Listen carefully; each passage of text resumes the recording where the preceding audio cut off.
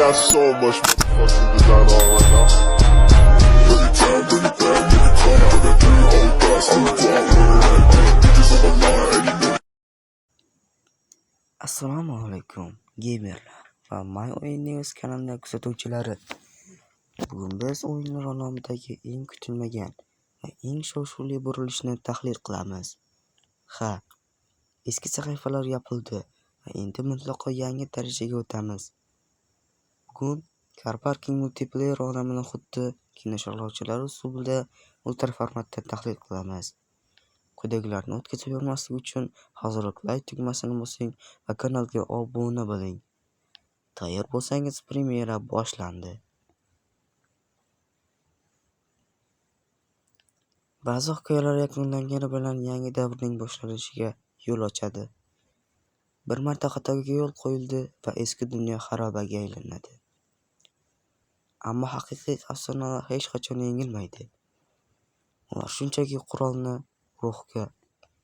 qurolni rulga, jang maydonini esa asfaltga, ko'chalarga almashtiradi. Qarshingizda Car Parking multiplayer. Bu shunchaki mashina to'xtatish o'yini emas, u yerda har bir burilish xavf, har bir tuning san'at, har bir poyga esa tirik qolish jangi.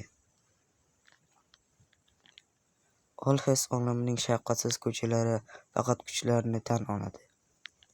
Hech qanday chetlarsiz, faqat toza mehnat, yuqori tezlik va ultra tuning.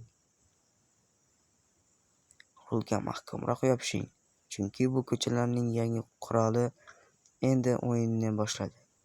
Videoga like bosing, keyingi videolar qaysi o'yin tarixi tahlil qilishimizni kommentariyada qoldiring.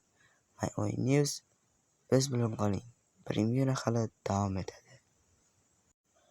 Endi Car Parkingning tarixiga kelsak, 2017-yil mobil o'yinlar olamida poyga janri allaqachon Asphalt va Need for Speed kabi gigantlar tomonidan egallab bo'lgandi.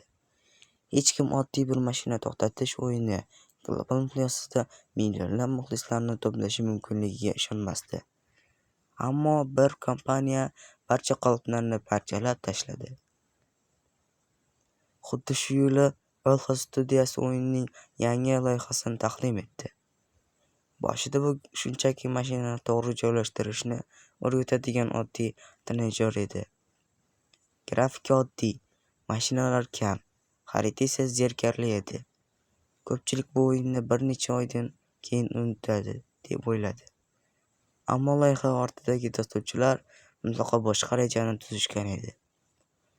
Olxes o'yiniga shunday bir funksiyani qo'shdiki, bu mobil gamingga haqiqiy inqilobga aylandi. Multiplayer, onlayn rejim va ochiq dunyo. Endi gamerlar shunchaki mashina to'xtatmayotgandi. Ular ulkan xaritalarda erkin harakatlanish, mashinadan tushib piyoda yurish va butun dunyodagi o'yinchilar bilan jonli muloqot qilish imkoniyatiga ega bo'lishdi. Car Parking multiplayerning muvaffaqiyat siri uning chezish tuning tizimida. Mashinalarga har xil vinlar chizish, dvigatellarni kuchaytirish va xarakterlarni o'zgartirish o'yin ichida shaxsiy biznes olamini yaratadi. O'yinchilar o'zaro mashina sotadigan avtobozorlar tashkil qiladigan virtual iqtisodiyot vujudga keladi. Bugungi kunga kelib, o'yin 100 milliondan ortiq yuklab olishga ega va u hamon mobil gamerlar orasida eng mashhur simulyatorlardan biri bo'lib qolmoqda.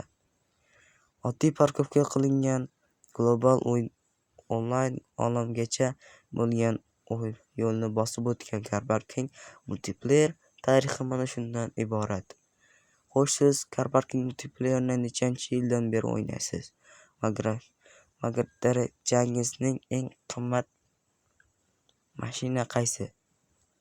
Fikringizni kommentariyada qoldiring. My O'yin News o'yinlar tarixi biz bilan kashf eting. Like bosing, obuna bo'lishni unutmang. Xayr, salomat bo'ling.